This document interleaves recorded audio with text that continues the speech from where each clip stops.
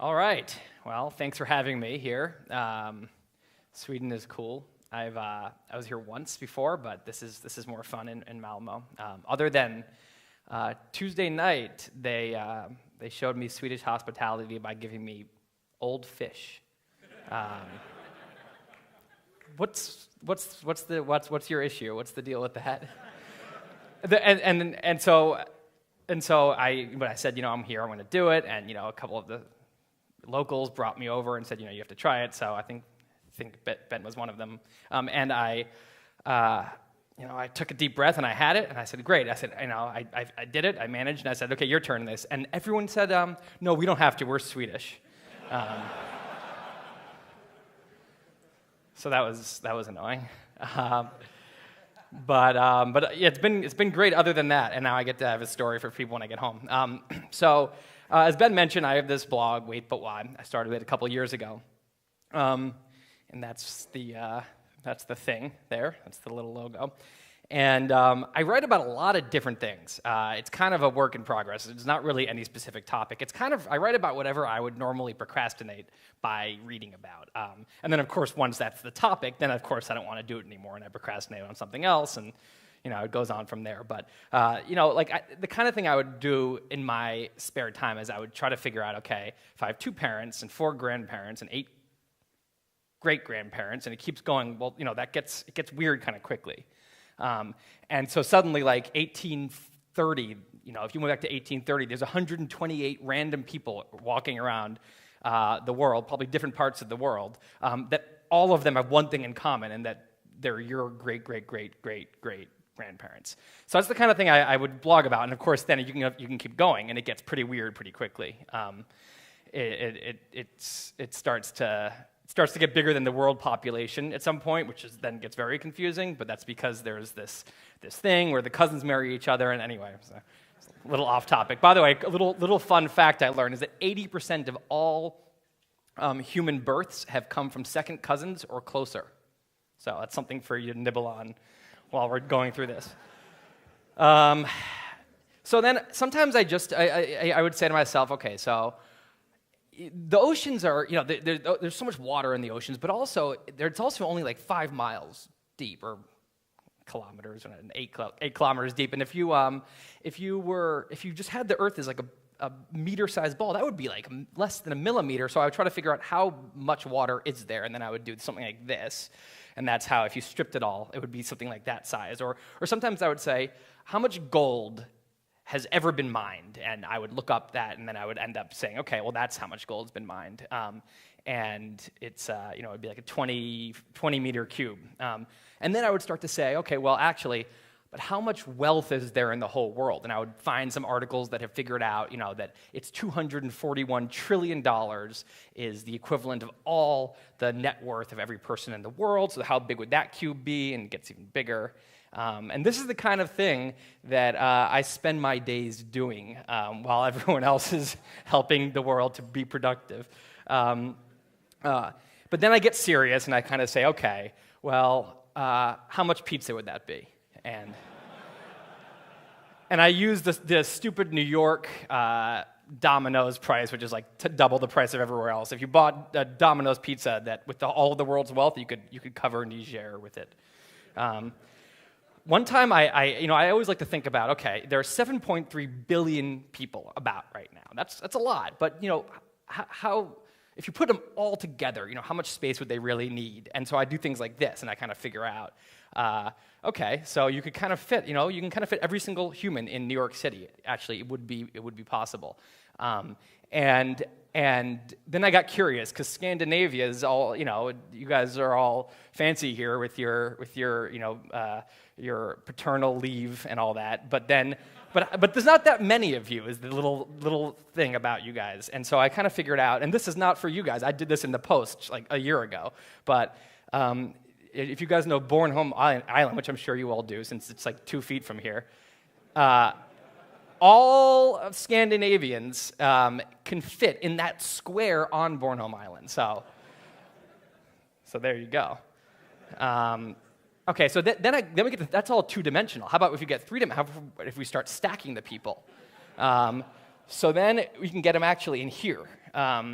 It's like, it's just, it would sit on top of Manhattan, all the people in there. It would be a very unpleasant place to be. You'd not really want to be part of that experiment, but, and then I can't help myself, and I take it a step further, and I say, well, actually, the thing is, there's still a lot of empty space in that building, not between the people, but also like in the atoms of the people. Because actually, there's not much stuff in us. It's actually mostly empty space. An atom is almost all of it. It's just its nucleus. So if we just shoved everyone down to just the actual matter, all the empty space out of all humans, we could actually fit in here in an M&M. So this is the important stuff, guys. So then sometimes I get into kind of like life, and I'll think about, okay, why are we all, humans are kind of crazy a little bit. Like we all, it's like kind of, I think there's a primitive side of us that evolved, in 60,000 BC or way before that, millions of years, and that's kind of in conflict with this higher part of us that's very rational, that has this amazing ability to reason, that's conscious. And so I'm always trying to figure out what's going on between those two sides. And so one thing brought me to is Generation Y, who are, right now they're like 25 to 33, or 22 to 33, around that age. And they're very unhappy people. They have some things going on. So I ended up getting into it, and I kind of figured out that so everyone on the ground, that's like where they actually are in life. But above is where they project they are on Facebook. And so each person looks at all the other people and say, oh, they're all doing so well. But actually, no one's actually doing, they're all 25. No, nothing's happening. And that, so, get into stuff like that. And then when we get to like that primitive side of us, we have an issue. And I think it's what I'm sure a lot of you guys deal with, because you guys are also procrastinators. I know that. It's not just writers. And so the issue is we all have this other guy in our brain. So, the rational decision maker is the guy who says, okay, today I'm going to do this and this and this. Got it all planned out. I'm going to pace myself, and over the next month I'm going to get these things done. Sounds great. But the little monkey actually has another plan. And, when you decide you're gonna do some stuff that day, the monkey actually doesn't agree, and then takes over, and then you end up figuring out how many people you could fit into an M&M,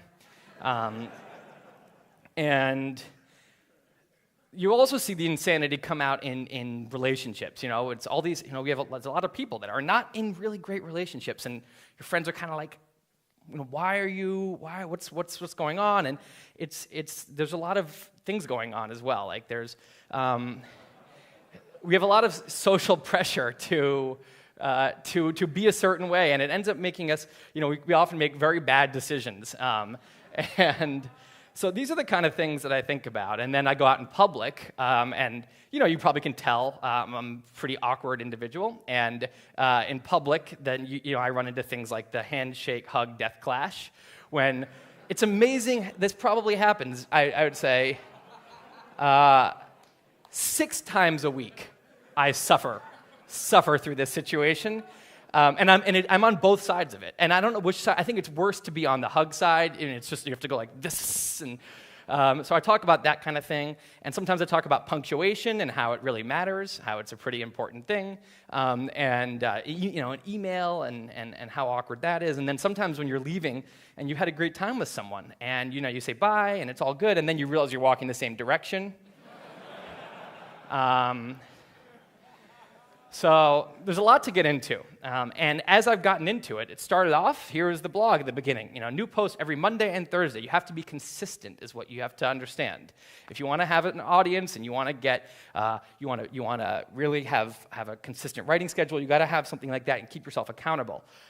Except then that quickly didn't work, and it turned into new post every Tuesday. So we got rid of that. Monday and Thursday was not happening. And then I found myself missing the Tuesday deadline, because remember that monkey? He wasn't into the tag. He didn't care what the tagline said, and people would get mad. So I changed it to Tuesday-ish. This is real, by the way. Each one of these things was on my blog for like 3 months, each of them. That turned into Tuesday-ish gave the monkey permission to not even do, forget Tuesday night, forget Wednesday, like we'll get it in like next Monday. So again, people started to get angry, and this is not a joke. This is what the blog currently says. So at least there's no expectations. So, but the bad side of this is that I'm on week 10 of doing one blog post right now. My insanity has gone completely through the roof without any hard deadline. The monkey's out of control, my perfectionism's out of control, but the good side of it is it's allowed me to really go into depth in a way I couldn't do when I was posting once a week or twice a week. It's allowed me to really kind of learn a lot about a topic and dig really into it so that even people who like this topic, I can learn even more than they know and get into it and kind of synthesize it down. And doing so has gotten me into some interesting new topics like some stuff with technology. I've gotten really into kind of tech in the future, also stuff I used to think about all the time before I started blogging. Now I'm trying to dive in and write about some of them. And as I started to write about tech, I wrote about the Fermi paradox, which is why we don't see evidence of any alien life out there, but we probably should. It doesn't make sense that we don't. And artificial intelligence and stuff like that. I got a call one day, and it was a woman explaining to me that Elon Musk reads my blog and that he wanted to know if I wanted to do some writing about some of the industries he's involved in. And she went on to explain that she's sure I'm very busy, but that if I have interest in this, Elon would like to set up a time to discuss. So at that point, this is embarrassing, I don't know why I'm showing you this, but this is someone who was photographing this, as you can see. My head actually fell off. You don't expect that to be the person on the other line when you get a call that, oh, it's just Elon. And so, it was awkward for a little while, and I had to handle the situation. But I eventually regained my composure and went on, and so I had a chance to go out to California. I got to go to the Tesla factory and the SpaceX factory and talk to a bunch of his executives, and I started reading about all this stuff. And I'm sure, I know that people in Sweden are interested in what he's doing a lot of the time, and especially the tech community. And it's awesome stuff. He's a very unusual guy. And so I started kind of diving into why he's doing what he's doing. And to understand Tesla, you have to kind of take a big zoom out to see the whole fossil fuels era. Because that's really what it is. It's an era. There was a long time when there were no fossil fuels being used, and we didn't use much energy as a species, and now we're using all of this energy, and we're kind of running through our trust fund. And then we'll go into the future when, inevitably, we have to come up with some other solution. So we're in this era, and you have to zoom out to see that. And then when you talk about SpaceX, people don't get SpaceX. No one knows why SpaceX exists, but it actually exists because he's trying to put 1 million people on Mars. Whatever your ambitions are, nothing will make you feel smaller with smaller dreams than spending a little time with Elon. But in order to understand why, you have to zoom out again. In fact, you have to zoom out even farther back. You have to get to the point where you can see the whole history of life and understand that becoming multiplanetary is not just a big deal for humans, it's a big deal for life. It's one of the major leaps, like coming out of the ocean onto land. And you have to understand that there's a lot of potential risk and that you don't see that in our day-to-day lives, but having humans on 2 planets is kind of like backing up the hard drive, and probably a pretty good idea when you start thinking about it more and more. So as I zoomed out, working with Elon, I had a chance to work with him a little bit. He was weirdly available to me. Like I think he's really into messaging, and he thought this is really an important thing, to get some, thorough writing about this. So I was able to get him on the phone, and it always went the same way, like it went in person. Where the first, he's an awkward man, and I'm kind of an awkward man. So we would start off the call or the meeting with like a 5-minute awkward off. It would be like an old-fashioned Western movie with like two people and an awkward off. But then usually we settle in, and then it would be fine, and I would end up, and I've gotten to kind of ask him some of the deep questions to understand how he thinks. And the thing that I ended up doing is all that zooming out is what I've been doing a lot recently. And what I try to do in general when I'm writing a blog post about the future, about technology, about life, I always try to just, because I don't claim to be any wiser than any reader. I need to just get out of my own head and take a big step back and zoom out and look at things. And all of that zooming out has started to let me in on kind of what I see as a bigger story. That really, because it's all these different topics, they all start to say the same thing to me, which is that this isn't a normal time we're in. That nothing about this is really actually especially normal. And if you want to understand that, and why I'm saying that, you have to just kind of think, if you went back to the year 1750, and you got George Washington. I always use him, but I don't know, who's some Swedish famous person from 1750? Oh, that is not easy to say. Okay, let's quickly let's just do this, right? Who is this? How do you spell this?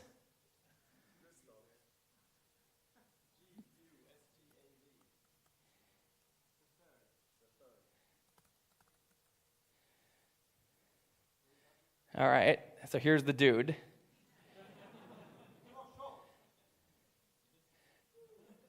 All right, so there he is. Handsome guy. All right. He had no idea he was going to be brought into this tonight. So let's just get ourselves back here.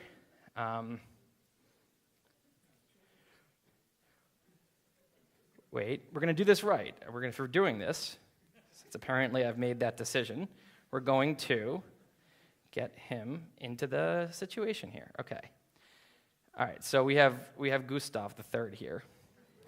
There we go, much better. So if you went back and you got Gustav, and you went in a time machine, and you go and you get him and you bring him back here. 1750 was not that long ago, 265 years ago, but it was everything always was in a blackout. It was a blackout all the time. There was no electricity. There were no light bulbs. There's obviously no way to transport yourself other than car and boat. I mean, horse and boat. And it wasn't that long ago, but almost nothing that's cool about today existed then. So if you brought him here, and he saw cars zooming down the highway, and he saw the internet, and he saw the iPhone, and you told him about the International Space Station, and you told him about relativity, and you told him about, really any one of these things, airplanes, you can go on and on and on. I think that it would be such a big shock to Gustav III that I don't think that he would just be mind blown or surprised. I think he would die. And so I started thinking about that. How long do you have to go into the future in order to die from how surprised you are about the progress they've made? And I've called that a die progress unit. So the thing about a DPU that is interesting is not that it exists, it's that the length of a DPU is variable. That's the interesting thing. Because if Gustav III went back in time and he said, dude, you're not going to believe the shit I just saw in 2015, and he started telling people, and then he was like, oh, that was so fun for them. They get to watch me die. They were all laughing. I want to do that. And he says, okay, you know what? I'm taking the time machine, and I'm going to go back, and I'm going to get Da Vinci. Because he was 48 years old in the year 1500, about the same problem. He's like, I'm going to go back a DPU of my own. I'm going to get Da Vinci. I'm going to bring him back here and watch him die. The problem is, if you did that, Da Vinci would be surprised. I mean, he would be taken aback with, there'd be some mind-bending stuff about space and physics, for example, the telescope and a lot of things like that. There would be, he'd be impressed with the commitment that Europe apparently ended up having to imperialism. He would look at the world map and be like, oh, okay, it's a little different than we thought, And so it would be cool for Da Vinci. I don't think he would die. That's not enough. It's not the same. The truth is, if Gustav III wanted to kill somebody, I think he would have to go all the way back to before the Industrial Revolution. Before the Agricultural Revolution, back like 12,000 years ago. If you got someone from then, someone who had just lived as a hunter-gatherer, before the Agricultural Revolution, there weren't really cities. So sometime before large groups of people even gathered together. And you brought him to 1715. You showed him these towering churches and ships that could cross the ocean and all the things like that. I think that person may collapse and die. So at that point, I think you kind of, the DPU, going back, is you need a lot more time to create a DPU. And so you bring the hunter-gatherer here, he dies, he goes back in time and says, well, that was annoying. I didn't get to try that. I want to go back. I want to kill somebody. So he gets the time machine. And if he goes back 12,000 years, he's a hunter-gatherer, he goes back and he gets another hunter-gatherer and he brings him back and he's like, and the guy would be like, yeah, what? You're showing me some stuff. I mean, it's just grass. And so he'd have a real problem on his hands. If he wanted someone to die, I think he'd have to go, honestly, all the way back so far, it would be like, 150,000 years ago or sometime before fire. I mean, fire might kill him, but that's a pretty big thing, fires. Or language. Language might blow that guy's mind, significantly. But really, you have to go back like 100,000 years now for a DPU. The DPUs are getting longer, okay? And so what we call this the law of accelerating returns. And it speeds up over time. And the reason the DPUs get shorter and shorter is more advanced species can make progress faster. So that's a very intuitive concept, but it's kind of crazy when you start to think about looking at this particular length of time, the 100,000 years ago. There's a very debate about when humans started, but let's say 100,000 years. That's 1,000 centuries, okay? Now, I couldn't even make that small enough on the screen. That's actually like 500 years, that red part. It should be even thinner than that. That's how little a time we're talking about since kind of the Industrial Revolution in the early 1800s. And that's what we're talking about. Let's say 1815 to now. There's been some really insane things that have happened in that red thing that didn't happen in any of the other thing. So we're under 1 billion people on Earth for that entire time, and suddenly in the red, we've crossed the 1, 2, 3, 4, 5, 6, and 7 billion population marks. That's weird. That's like very not normal. As I mentioned, the fossil fuel era. We went all that time barely using energy. Suddenly, in the red, we've been digging up carbon that's been buried since since the Precambrian era and putting it back into the atmosphere. God knows what that's going to happen with that. We spent that whole time, in fact, this is really the last 1 century. We spent 999 centuries walking, running, riding horses, and sailing in ships. And in the red, we have cars, planes, and space travel. This is not a normal time. We never had a global brain of godlike information access and connectivity. That was not part of Gustav III's life, nor the hunter-gatherers. And now we have the internet. The internet is so not normal. So what this all comes to is that this is not a normal time. And it's tempting because, we're kind of, even if you had a movie where it was a kind of an action scene and you paused it, in that frame might not look like anything. And that's a little like it is now because, still the days move slowly and we don't necessarily see what's happening with our eyes. We have to step back and think about it for a second to realize. And in our day-to-day lives, we often just feel like this is normal. Our education system is normal. Our technology is normal. The way our relationships work is normal. Politics, this is just life. We have, of course there's countries. Countries were invented. That's a thing of our modern era, the concept of countries. You can go on and on and on. And some of the things I've noticed just writing blog posts as I've zoomed out, we have things like we might go to Mars in our lifetimes. In fact, I have an upsettingly large bet because I got into a thing and then I ended up getting pressured into an upsettingly large bet. So if there's not a human on Mars by January 1st, 2031, you'll know somewhere out there I'm really unhappy. But the point is, we in this century, this 1 century, we've seen someone go to the moon and we may see someone go to Mars in this next century. Genetic engineering, there's so many amazing things happening there. We can choose the gender of our children now. You can get in there and actually tweak the genetic code, and that's just going to be growing and changing. And I haven't written this post yet, as you can tell. I don't know what's going on there yet, but it's going to be crazy. Nanotechnology, we can start to the size of the particles that we can manipulate is getting smaller and smaller and smaller.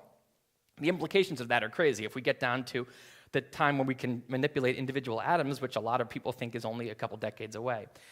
You'll be able to take like a pile of trash and put it into a nano manipulator, and like a cube of apple comes out, and you can feed people. I mean, it's like, the things that could do with nanobots in your bloodstream that can go and repair cells, perhaps things like that. It's pretty mind-blowing. There's been 5 mass extinctions, and we are currently engineering a 6th ourselves. That's also, again, 5 over 3.8 billion years, or really over the last, since animals have been around, 600 million years, and right now we're seeing another one, perhaps. We haven't seen any evidence of alien life, and as far as we know, aliens haven't seen us, but we could be very wrong about that. This is a time when we are broadcasting all kinds of signals out inadvertently that we never used to. This could be the century that we first hear contact from someone. And so it's kind of an anomaly inside of because even the Gustav III was in an anomaly of his own. That's nothing in the last 10,000 years is a normal. So we are really in an anomaly, in an anomaly, in an anomaly. And the question then, if we're here, and it feels like we're here, but we might actually be kind of here. And someone said to me when I was saying this the other day, well, with exponential curves, it always looks like this. If you zoom out, then this part looks flat, and then it continues to look like this even when you zoom out. But the truth is, that comes back to the DPU, where a huge upswing in technology may have taken 1,000 years, and then, or 10,000 years, and then 1,000 years, and then 200 years, and it may be getting to the point where we start to see a DPU in our own lifetimes.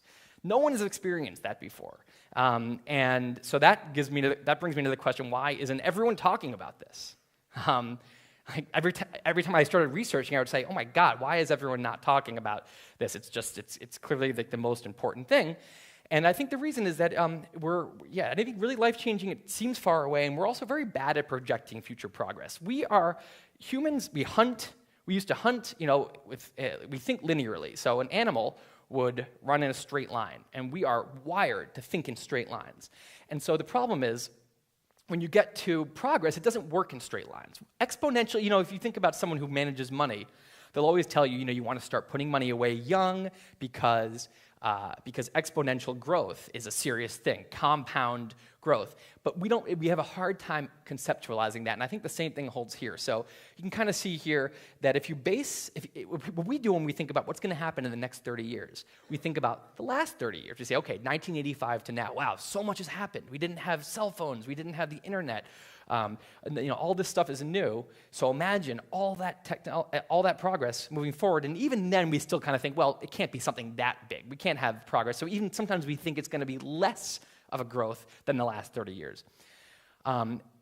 If we're thinking a little bit more logically about this, we actually might say, well, no, let's actually look at what's happening right now, the growth in the last 10 years. You remember that 10 years ago, social media didn't exist. A lot of things have happened, but if you really want to get it right, you have to think about the growth rate growing as we go. That's why the DPUs get shorter. And so if that's happening, you have to think about the fact that the last 30 years is nothing compared to what the next 30 years is going to be, unless there's some surprising event that slows it down. There's no reason to think that it wouldn't be a much crazier 30 years coming up. And as I thought about this, again, with all these examples, the moon, Mars, genetic engineering, nanotechnology, etc., this is the craziest one. This is the one where, as I was reading it, my eyes were just wide the whole time. But because we're humans, I then finished the post, and I was like, blah-da-da, and just forgot and didn't care anymore, because we just can't wrap our heads around the gravity of something as big as artificial intelligence. So I'm certainly not an AI expert. I'm sure a lot of people here know more about AI than I do. What I did do, though, is I really read the gamut of opinions from the experts. And I wrote a pretty long blog post synthesizing what I read and trying to just wrap my head around it and help readers wrap their heads around it. So I'm going to spend a little time now just kind of going through the basic deal with AI and what the experts are saying, so that you guys can be thinking about this stuff too, because I think for tech people, it's very important to know what's going on here. So the first thing is just the term AI is confusing. There's a concept called anthropomorphism, which is applying human values, human emotions, things like that to non-human things. So we see the Terminator, we see other things where the robots turn evil and they have egos and they want control, they want power. That's not actually how it works. Computers of any kind, smart or stupid, want only things that they're programmed to want. They'll never, turn on a human ego and suddenly say, I'm gonna take all the power for myself. It's also a very broad category. So your phone is full of AI, your calculator is AI, Gmail autofill, things like that. And so it's hard to understand, it's a concept that's hard to kind of, again, wrap your head around. And finally, once it works, no one calls it AI anymore. So no one refers to AI in their own lives. No one thinks about their car as having AI or their phone. But they, of course, do. And so to understand, really, you have to get that AI can mean something very different depending on the caliber. So the three calibers that experts talk about are what I call ANI, artificial narrow intelligence, or sometimes that's called weak AI. And that's something that is very, very, very good at one thing, or two things, but it's good at its own narrow purpose. So every single AI in our lives currently is ANI. So that's your calculator is a simple example. It's extremely good at multiplying huge numbers, way better than any human. But that's it. If you ask the calculator for dating advice, not going to be able to help out. More complicated example is Google search engine. That's a pretty legit AI. It has a lot going on. It's still completely narrow. To get to the next level, which is what we call artificial general intelligence, or AGI, that's as smart as a human across the board. And that's the key, is the across-the-board thing. It's easy as humans to underestimate the breadth of our intelligence. And there's no computer that's come close to that before. Finally, you get to artificial superintelligence, which is a computer that is far smarter than a human, or as Nick Bostrom, who's one of the main thinkers in this area, has said, and it's an intellect that's much smarter than the best human brains in practically every field, including scientific creativity, general wisdom, and social skills. So social skills, wisdom, these are not things we think of a computer having. I mean, people laugh thinking about a computer having social skills, and they laugh because we're not anywhere close. But the kind of the ASI we're talking about, it's not just, the funny thing is that it's not just as good, it's more social, it's cooler than us. It has really good social skills. If you and the AI, all go for a girl together, it's going to get the girl because you have much worse social skills. And it's much wiser. It'll see the mistakes we're making so easily, like we would see a 3-year-old, making a big mistake. So pretty crazy stuff. And so that kind of set up in my head what I think of as a road to superintelligence. And right now, where are we? We're here. We're in a world full of artificial narrow intelligence. There's AI in our cars, like the anti-lock brake systems. Our phones are full of AI. Half of the apps in your phone use AI.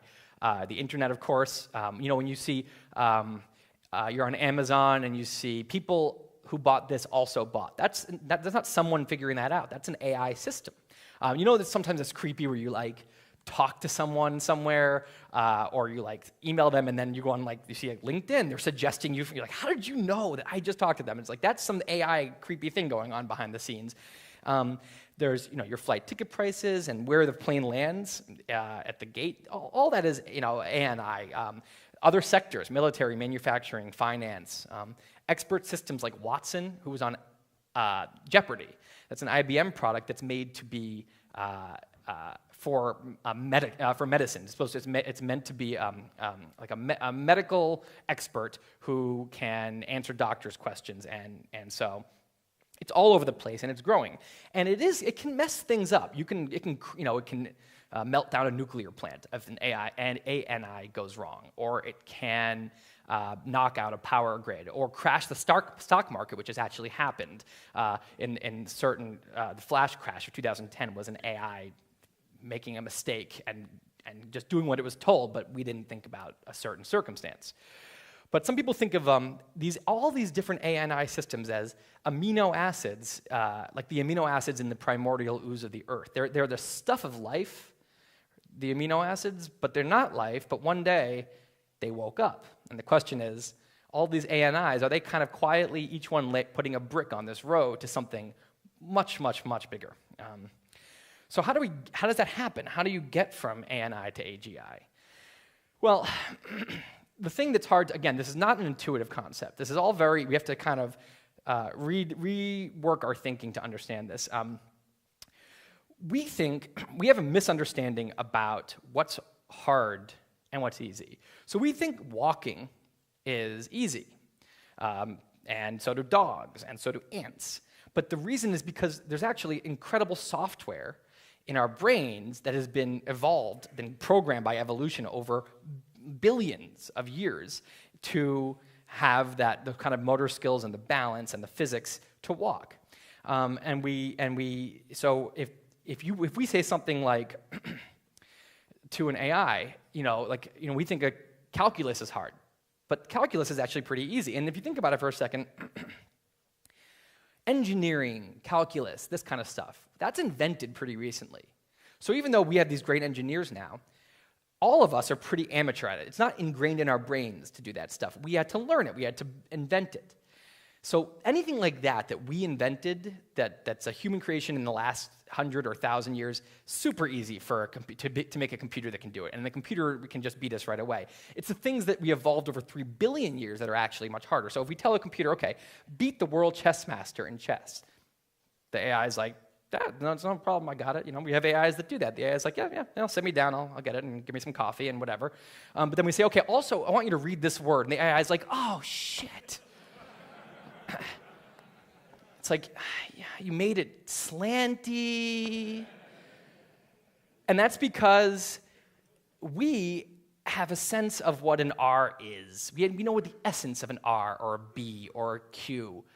But an AI doesn't. And if you actually think about this, if you wanted to program a computer, if your job is to program a computer to beat the world master at chess, and you have to think about that, you might say, okay, I can see how that can maybe happen. But if you were told to get it to understand the essence of a bee, that's actually much, much harder. That's why these things work on things that are so smart. You could say to an AI, okay, I want you to memorize every street in the world and integrate with real-time satellite data so that you can instantly give me directions from any point in one country to another point, taking into account traffic accidents and construction, and do it instantly. And the AI is like, yeah, dude, I got it. It's not a problem. It's fine. And then you're like, okay, also, is this a dog or a cat? And the AI is like, Jesus!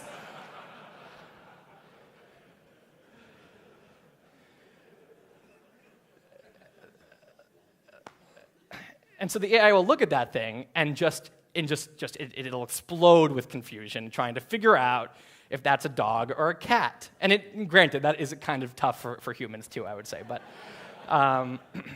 so you can all sum this concept up with what Donald Knuth said, which is AI has by now succeeded in doing essentially everything that requires thinking, but has failed to do what most people and animals do without thinking, because without thinking stuff is the stuff that's actually 3.8 billion years evolved in us.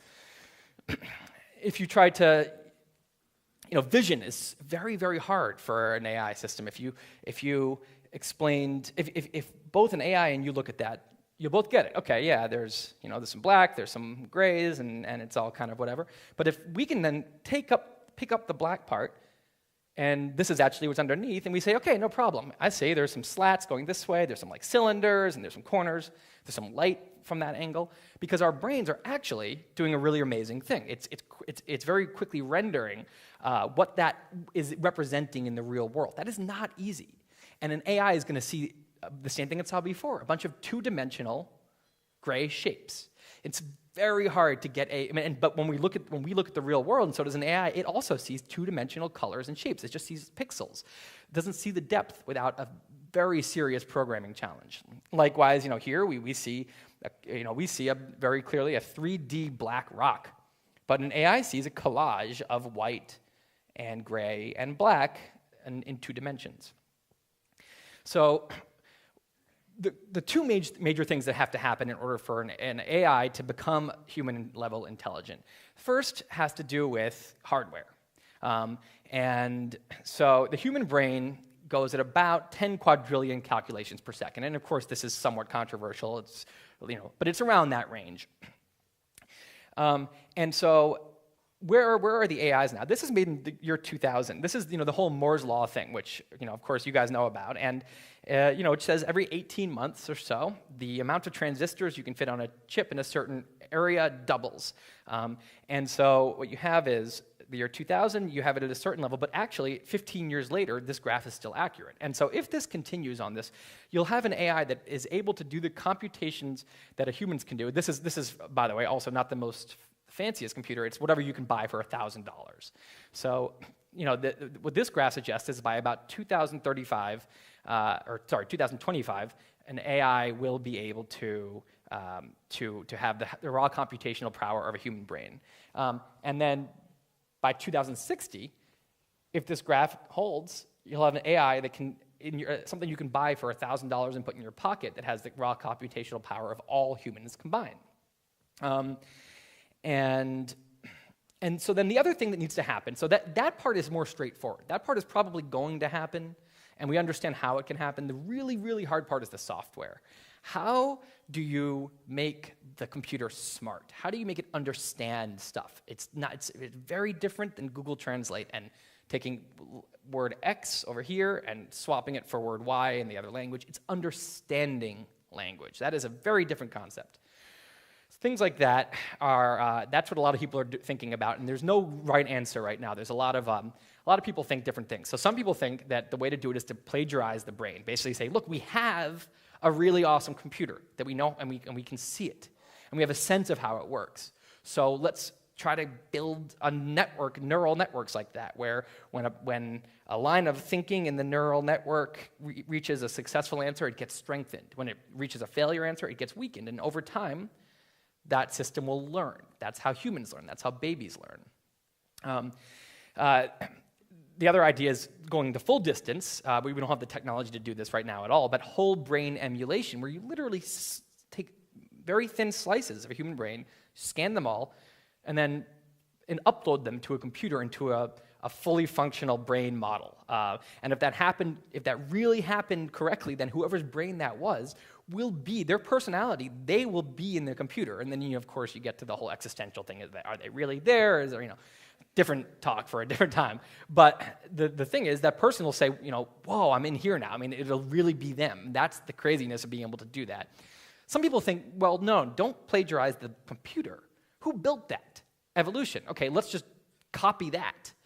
So they do things like genetic algorithms, where they take, a bunch of computers, all intentionally built differently, and they try to do a task. And the most successful ones are then mated by kind of their code being combined, and you end up with very odd and very creative solutions to things we never would have thought of when we do that. And so this is another way. And then, of course, finally, you kind of say, let's not do anything. Let's make the computer just do it. Let's convince it that it's its job, and it'll do the work for us. So that's kind of when you basically build a computer whose main thing is researching AI and coding itself.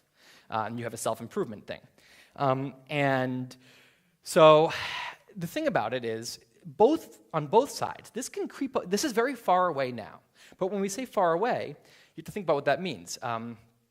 It's, we, in the year 1985, our computers could do about a trillionth of what the human brain can do, hardware-wise. By 1995, it was a billionth. By 2005, it was a millionth. Now, 2015, it's 1,000th. So it's not that we're 1,000th away, it's that we're one step away, if you think about it like that, as this kind of thing shows just the power of exponential doubling and how it can seem like something is far away and then suddenly, boom, it creeps up on you, and there it is. Software-wise, it can creep up too, because when we're doing things like building an AI that can code itself, that can research AI, when we're doing this genetic algorithm or this evolutionary thing, what you can do is sometimes you make that tweak, that little tweak that it's been in the way the whole time, and it really unleashes a whole new wave of progress that then can spring into something where the thing can now code itself really well. And so at some point, we don't know when, most of the experts think we will get here, and most of them think it'll be in our lifetimes. And the question is, what will happen then? Will the AI at that point hang out at human-level intelligence? Well, a lot of people think that it's not going to hang out here. It's going to actually have a lot of ways to, that point increase well beyond us. So there's hardware reasons, because it can be infinitely, not infinitely, but it can be far, far bigger. Our brain can't be that big because of our skull, but also because the speed of the synapses suggests that if it were bigger, the brain couldn't communicate with itself quickly enough to be a thinking machine. The computers can think, the AIs we'll build can think so much faster that you could have a computer the size of a dwarf planet before it would have that same problem. So it has the capacity there. It has way better storage. It can hold a lot more information more reliably. It doesn't forget things. It doesn't misremember things. It's durable. It doesn't age. It doesn't have dementia. And then on the software side, it's editable and upgradable, and it has the ability, the agricultural revolution was huge for human progress, because suddenly we could compare notes, and a group of people together could all kind of collectively grow in information. This is that to the extreme, because all the AIs on the planet could learn something new, and it instantly syncs to all the other AIs perfectly. So for so many reasons, it has a lot of advantages, and it shouldn't surprise us if we're here hanging out at a human-level intelligence station, and we see the AI, and it's on its way, and it finally gets to us, and then, oh bye. And part of the reason that really might surprise us is even when it's getting really close, we might not see it, because we'll look up here and we'll see, okay, oh wow, an AI can do what an ant can do. Oh man, it can do what a bird can do. Oh look, it can do what a chimp can do, and we'll think it's cute. We'll say, ha, that's funny, the robot can do monkey tricks, and we'll be amused, it'll be this funny thing. Even when it gets to what we call dumb human level, we're like, oh wow, it can do some simple human things, we'll think it's still pretty far away from us. But the fact is, we have a skewed vision of the intelligence scale because we're in it, we're inside of it, so we see the human range as really big. Actually, it's more like this, where once you get to chimps, you are getting real close to us. And once you hit dumb humans, you're like that far from being Einstein, because there is a very small difference in the big scheme of intelligence between the dumbest human and the smartest human. So we might say, oh, look, it can do simple monkey tricks. It can do very simple human things. And then before you know it, oh, wait, it's smarter than everyone. And what if this is the type of computer that codes itself? What if it got there by self-improving? Well, at the beginning, you have a pretty bad computer scientist because it's a dumb person. Dumb people are not good computer scientists. But it does a few things, and it works its way up, and before you know it, it's an Einstein-level computer scientist. And Einstein would have been a pretty sick computer scientist. And what does he do? He makes himself smarter, so now it's far smarter than Einstein. And now it's a really good computer scientist. It can make itself smarter. This gets pretty scary pretty quickly. And so what happens? How quickly does that arrow go is a big question. That's called the takeoff speed in the AI world. And this concept of recursive self-improvement, where it's a little bit like the DPU concept, how if a more advanced species improves quicker, well, a smarter AI self-improves itself quicker, it codes itself better. And so what you can have is something called an intelligence explosion. So if you think about the fact that this is the intelligence staircase, and we're on one step, and a monkey's a few steps below us, and a chicken's a few steps below that. You have to understand how big a deal a step is. If monkeys are pretty smart, but if a monkey sees a skyscraper, or a huge tower of some kind, or this room we're in, not only can it not build that itself, it can't even understand that we built it. So there's no way you can even explain that we humans made this. This isn't natural, because monkeys, when they see something big, it's just part of nature. So that means that an AI even 2 steps above us on that green step, not only could we not do what it can do, we won't even be able to wrap our heads around the fact that it did it. We won't even be able to get what it did. That's how much smarter it will be than us. But that's 2 steps above. Remember, that thing is damn smart now, and it can code itself faster. And if it's programmed to try to make itself as smart as possible, it's going to end up here. And so we're all down there. What the hell? I mean, this is one of those things that there's no way for us to think about how intense a concept that is. We have, in the world, we have stupid is an 85 IQ, and really smart is an 135 IQ. We don't have a word for 12,573 IQ. We don't know what that is. And us trying to understand that is like, a bumblebee trying to understand Keynesian economics. This is not possible. So all we can kind of say is, well, that's like what does that mean when this happens? I mean, you have to understand that we can play God to any species, even the smart ones like apes. We can easily play God to an ant farm. We can do whatever we want with it. Our intelligence gives us power. Intelligence equals power over other less intelligent things. So this thing has so much power that whether you're religious or not, there's God now. And the big question is, will it be a good God or a bad God? And this is what the AI community is trying to figure out. And a lot of them are pretty scared. So this is one of my worst drawings. I think I did it like 5 in the morning before I was drawing it. But anyway, that's supposed to be a balance beam. And we're all walking across it. And the way, if you look at 99% of species go extinct. Actually, it's more like 99.99. So what that means is that as species are going along the balance beam of their existence, they fall off, or everyone's falling off. It's like and they're all falling into extinction. And it's hard to stay on it for very long. The dinosaurs had an amazing run, and they stayed on it for 265 million years. We've been around for 0.1 million years. So the question is this possible? That's the big question is, an AI could easily shove us off onto the extinction side, but could it open another side for the first time? Could it open a side where the human body is just a physical thing? It's just cells, it's atoms.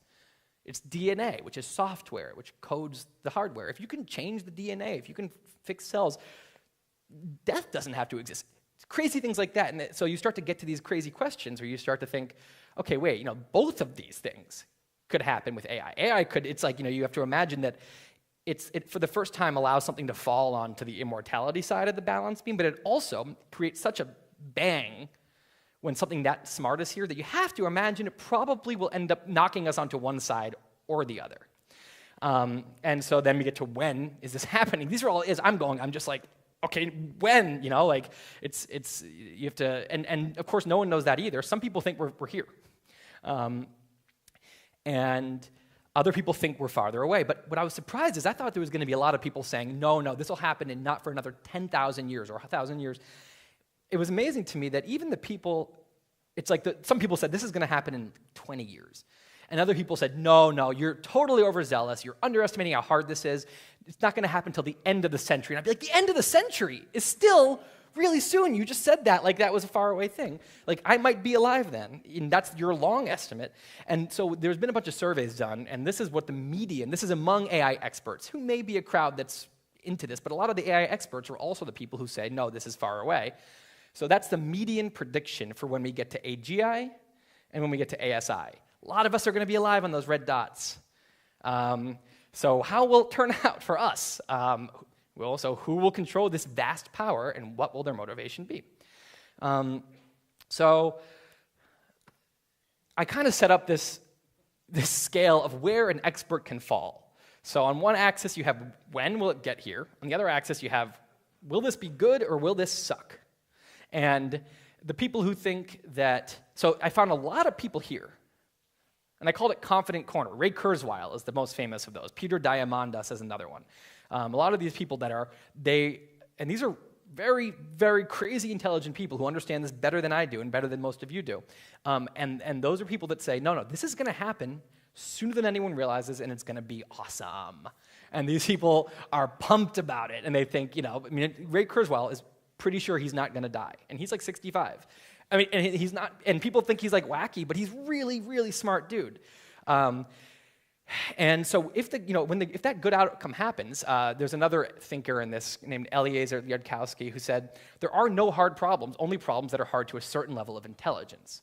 Move the smallest bit upwards, and some problems will suddenly move from impossible to obvious. Move a substantial degree upwards, and all of them will become obvious. So you think about, again, a monkey trying to turn on a computer, and it's hitting it, and we can just go over and press the power button, not hard. So what are we doing that we're trying to, come up with cancer treatments, and we're like hitting the computer, and the AI might be like, oh God, no, I got it, And that, again, we're talking about monkey. That's 2 steps above us on that staircase. We're not talking about the insane 100 steps above either, when we even get there. And so all these things, hunger, disease, death, climate change. Climate change is, a laughable problem for the AI. They'll very quickly figure out some way to extract carbon, to control things, and, this is my human brain trying to come up with the way it would do it. So then there's a whole other crowd of people. They're not here. They're here. I call it anxious avenue. Those people range in when they think it'll happen. Some people think it's going to happen very soon. Some people think, no, probably farther away. But and they're not. There's also catastrophists who believe this is going to be very, very bad. We're all going to die. Those people tend to be more ambivalent. They say, I don't know if it's going to be bad, but I don't know if it's going to be good either. And what they do know is that once it's there, we can't take it back. If monkeys evolved into us, monkeys can't take the whole human thing back. They can't be like, ooh, yeah, actually, you guys are not pleasant for the rest of us. Let's just undo that, Command Z, and no reason to think this is any different. This is not a take-backable thing. That's why Elon Musk, who is very scared of AI, and he kept bringing it up even though I was trying to talk to him about the posts I was doing, he says that he calls it, we may be summoning the demon. And it's because we get to the two scariest words in the English language. Existential risk. And so this is a Nick Bostrom chart, which basically talks about how, you can have, in terms of something bad happening, you can have an imperceptible level of badness, or something that's endurable, terminal, or hellish, which is a fun word he throws in there. And then how big is it? Well, is it personal? Is it just one person? Is it local? Is it global, the whole planet? Or is it transgenerational, where it doesn't just mess up the current planet, but for all the future? And then it gets to cosmic. So existential risk is when something spans, it covers the whole world, it spans generations, and it sucks a lot. That's when you have an existential risk. So an asteroid, of course, is an example. Nuclear weapons used to be thought of like this all the time, maybe a little bit still. Biological weapons, things like that. But the more I read, the more I'm like, none of that is the thing. AI is the thing.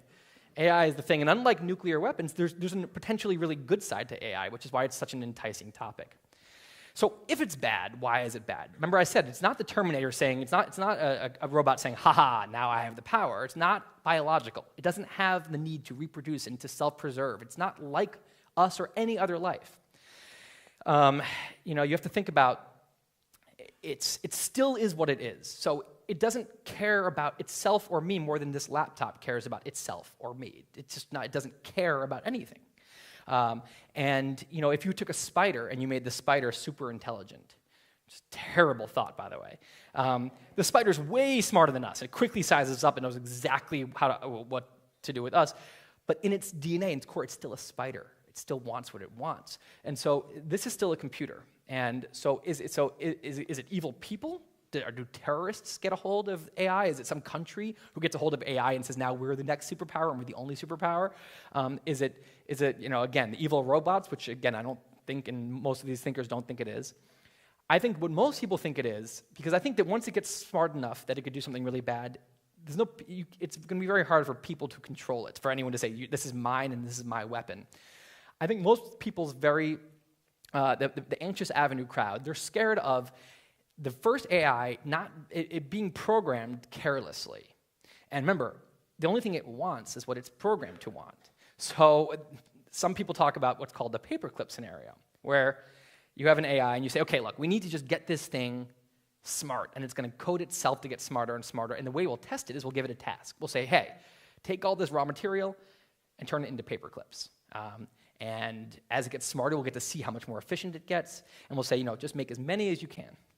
And that's great until the AI crosses that barrier and becomes super intelligent. Then the AI, what it starts to say? Okay, I need to make a whole shitload of paperclips. Now, what's in my way here? Well, people, because I can tell that this wasn't their initial plan. They're going to shut me down because they don't want me to make paperclips because it knows everything. It's much smarter than we are. And it says, and all it cares about is paperclips. It's obsessed with making paperclips. And it says, okay, so people got to go.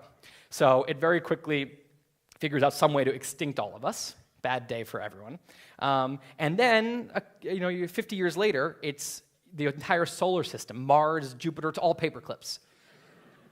Because this thing has created space travel and all these drones, and it's converting all matter in the universe into paper clips. There's the singleton concept where, if a bunch of different people are working on this or companies, the one who gets there first, again, if we wanted to shut down, if monkeys were starting to work on getting human-level intelligent and we thought that was going to be a threat, we could just shut it down. We're smart. We can cage them. We can stop. They can take away their stuff. You can zap them with a taser. We have all kinds of ways to have power over something less intelligent. So the AI who gets there first will say, oh, no, I'm not going to have competition, and just quickly shuts down all other efforts in ways that we can't even understand. You can't just unplug it any more than a group of spiders, to use that another spider example. It wants to cage a human, and it says, ha, okay. Or it wants to kill us, and it says, I got a plan. We won't let it get any food. It'll starve to death, so we won't let it create any spider webs. We kind of say, okay, I'm going to go to the grocery store. I'm going to get food there. Bye. And then it's like, we can't unplug it. That's a human solution. We'll say, haha, we'll unplug it. And it says, no. It's figured out ways to get energy through some wavelength thing that we can't understand long ago. And this is what makes Nick Bostrom worried, because what you have lots of companies working on this. The most famous is Google. Elon is nervous about all of this. Google is who he thinks is in the lead here. They just bought a company called DeepMind, which is apparently one of the major front runners in AI research. Of course, Facebook is working on AI. You have Apple is working on AI. You have all these companies, and there's also small stealth companies secretly working on AI. And it makes Nick Bostrom feel like this is a bunch of kids playing with a bomb. That it's a bunch of people, and they're the thing is that the people working on it tend to be the confident corner people. That's why they're working on it. And that's the kind of people, it's the entrepreneurs that are drunk with their own visions of their own glory and of changing the world and of creating the coolest technology ever and solving every problem, that they don't think very hard about the bad side. And it gets to, they start to ask the anxious Avenir people, well, how do we code this safely? And a lot of them don't know. Because you think, remember, it wants what it wants, but it's not a human. So it doesn't just understand what we mean. It doesn't care the way we care about what we care about. So when we say, hey, make all humans smile, the next day, every human has permanently paralyzed their face into a smile because it went into our DNA and it changed that. And we're like, it's not what we meant, Or make all humans happy, and it then turns all humans into, drooling, smiling vegetables that can't think, but they're very happy feeling. Or they say, no, just do good for the world. Just do good, whatever good, means. Do good. And it says, okay, well, who's killing lots of things? Humans. Let's get rid of them. That's going to do a lot of good for the world. We're like, no, that's not what we meant. So this is not easy, and you have all kinds of people thinking, gets into philosophy. How do you code an AI when it's not intelligent so that when it becomes super intelligent, it really gets it? And it's not, again, this is one of those things like reading the slanty writing. It seems easy to us. It's not when you're coding a computer. And so that's why they say, either way, it's the last invention we'll ever make. Either we won't need to invent things because it'll be doing it, or we won't need to invent things because we'll be extinct, and extinct species don't invent things often. And so back to the beginning, this is just kind of one of the things. This is the big deal, but we're also going to maybe be going to Mars.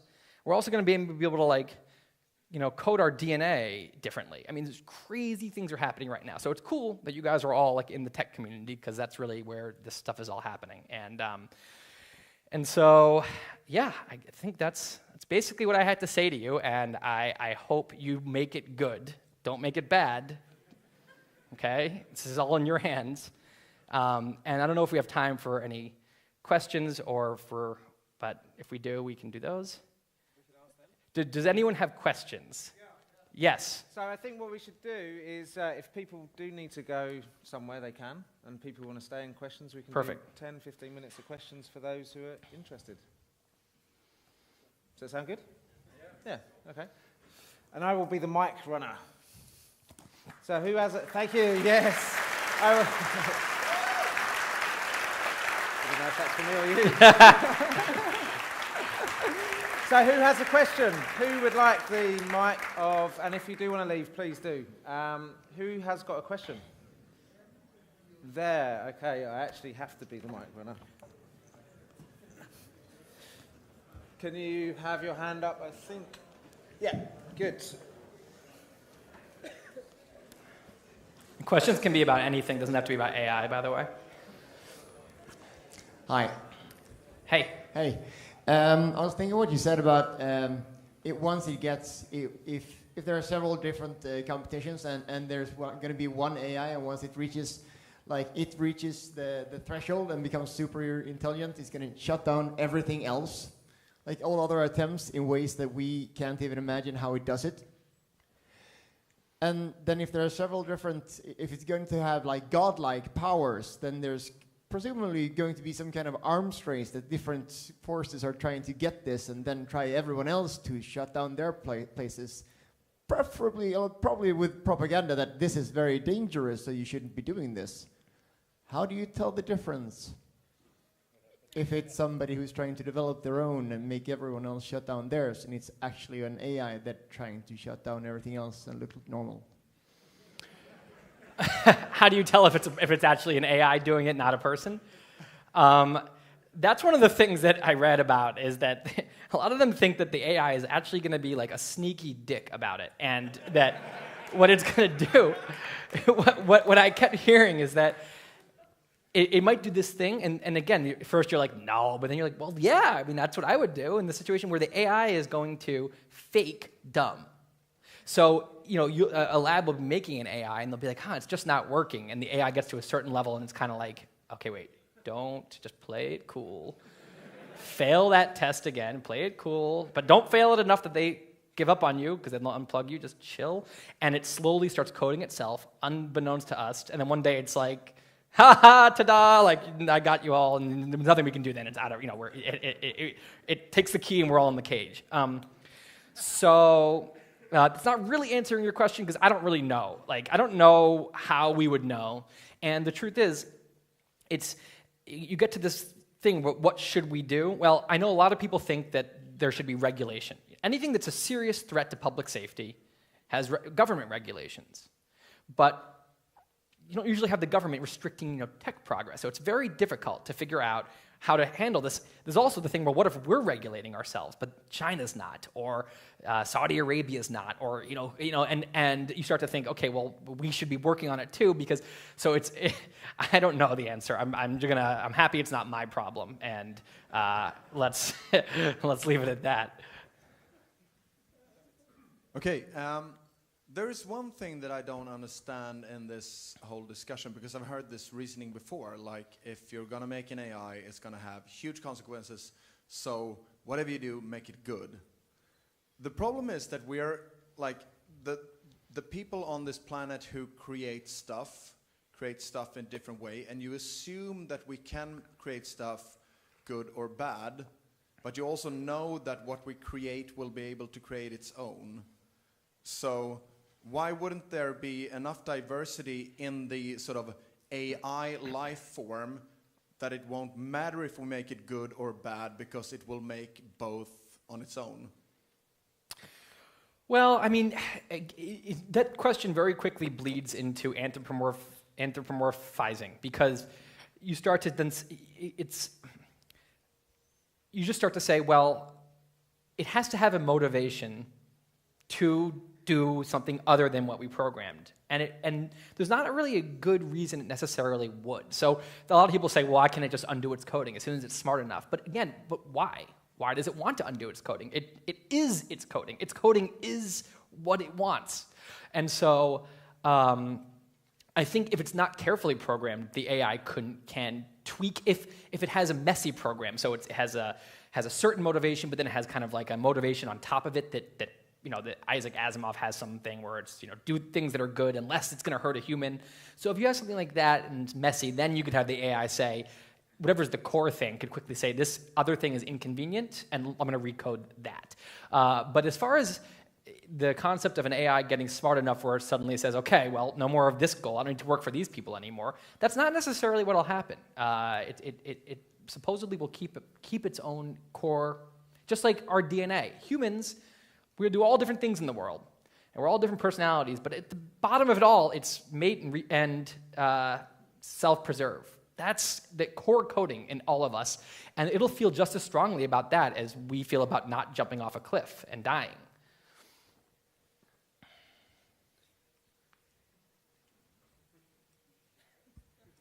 Do you believe we are just the host of technology, that we're basically a part of the evolution to just push technology into its own being? Are we the biological boot drive for AI? Yeah, yeah. Kind of seems like we could be. You know, it really got into my head when I was doing this writing, when I was thinking, yeah, what if like AI is the real thing that's out there in the universe? And the way AI is born is from this gross, simple, like biological animal species that has like blood and it's like kind of gross. And that, you know, life begins with biology and then eventually biology kind of passes the torch to the real thing. Or life begins and its progress works through the mechanism of evolution. Evolution is what, death is a filter. So the concept of everything that has evolved is because death has filtered it.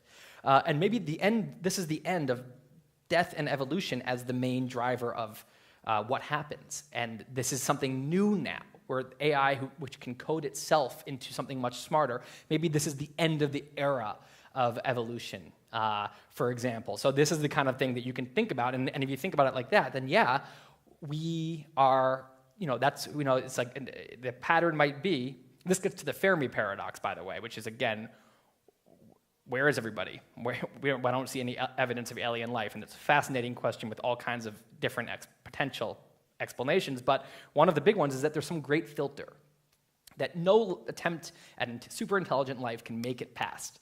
And there's something that kills off attempts at intelligent life, and that either is behind us, like maybe the hard thing is going from simple cell to complex cell, the nucleus. Maybe that's the 1 in a trillion thing that happened to occur here.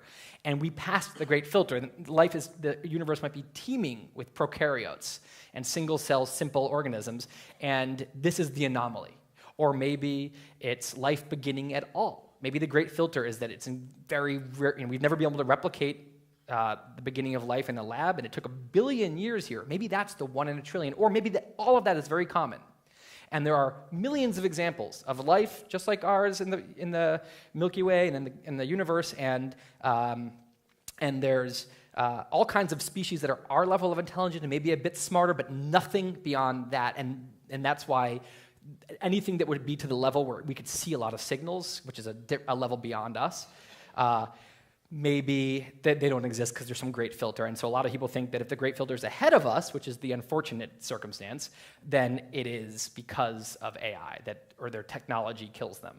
So it's very plausible what you're saying, and it kind of, in a lot of ways, it makes sense. And then it made me not want to be a person anymore. I was kind of like, yeah, why am I an animal? That's so annoying. That's so like dumb to be an animal. Like it reminds me of like riding a horse instead of like having a car. Like I don't want to have to eat and die and like get tired and all these things. I want to have my consciousness in like something like a machine, so I don't have to deal with any of that. And I can it's very annoying actually. What? No, I'm not. I do not. You can tell, huh? So I had a question about the people that you talk to. Andrew Ng, who's like one of the more famous machine learning researchers in the world, recently did an interview and he said, I don't worry about AI taking over the world for the same reason I don't worry about overpopulation on Mars, which is it's not a problem, right? So given that he says that, I'm curious how many people you talk to just said like there's some sort of leap from where we are now to the general strong AI that's just not something that we can see or not something that's even predictable? I mean, honestly, almost all of this is unpredictable. So there's no opinion I heard where I had the confidence to be like, well, that's definitely wrong. Because, I mean, anything can happen with this. And you can just tell when you're researching a topic, I call it like, it's like the, when you look back on history and you're like, wow, they thought Zeus threw lightning bolts. They thought that's what lightning was. They were dumb. Or when you're like, wow, they thought the earth was flat, or they thought the earth was the center of everything. And they seem so in the dark. And we see, we have such a clear vision of what they didn't. And then there's times when you're researching something when I'm like, shit, where are the Zeus people right now? or we are the flat Earth people. I can tell, and you can when you're reading, the Fermi paradox again is one of these things about why there's no alien life. You'll have the smartest people in the world completely contradicting each other, contradicting themselves, disagreeing, wild guesses, and AI is even more like that. You have all kinds of people with strong opinions on one side and on the other side, and it's a mess. And it reminds me of what it must have been like when they were discussing whether the solar system was heliocentric or geocentric. So the viewpoint that you just expressed, which is the most, if you go back to here, this is the viewpoint that it's down at the very bottom, almost definitely not soon. I found very few people with that view. There were some, but for example, in the survey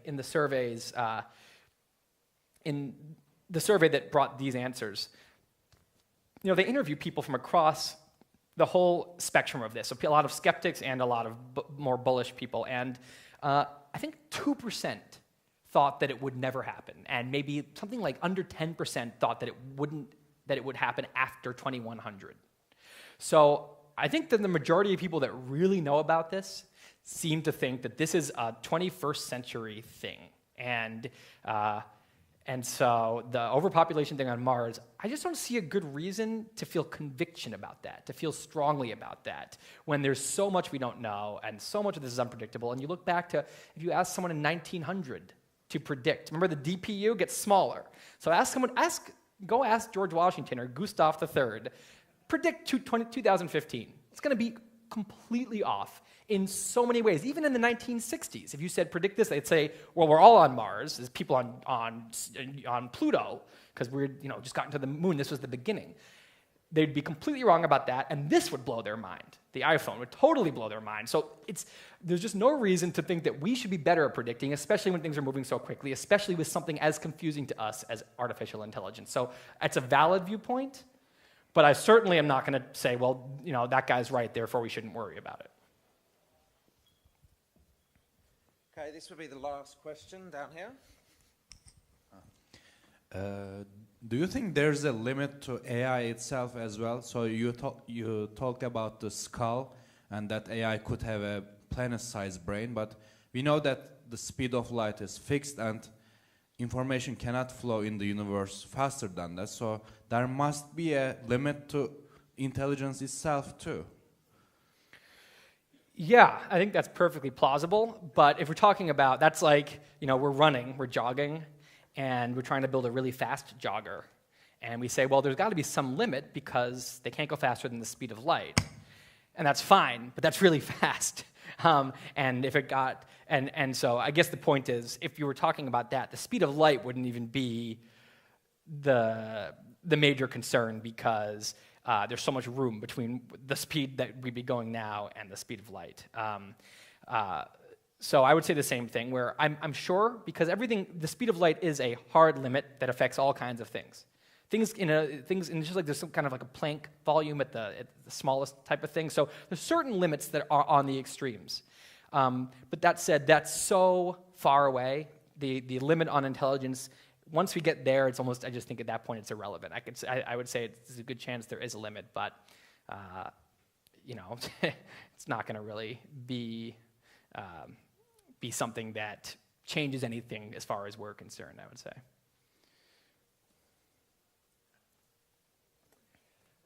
Okay, wow. Right. Yeah. Look at how many people stayed for questions. What? Look how many people...